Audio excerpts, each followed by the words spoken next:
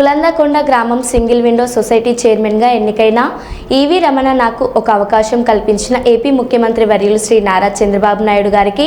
ఉప ముఖ్యమంత్రి పవన్ కళ్యాణ్ గారికి మరియు పాణ్యం శాసనసభ్యురాలు గౌరు చరితారెడ్డి, నందికొట్కూరు తెలుగుదేశం పార్టీ ఇన్ఛార్జి గౌరు వెంకటరెడ్డి మరియు యువత నేత గౌరు జనార్దన్ రెడ్డి మరియు జనసేన పార్టీ నాయకులు మరియు బీజేపీ నాయకులకు మా గ్రామ ప్రజలకు ప్రత్యేక ధన్యవాదాలు తెలిపారు.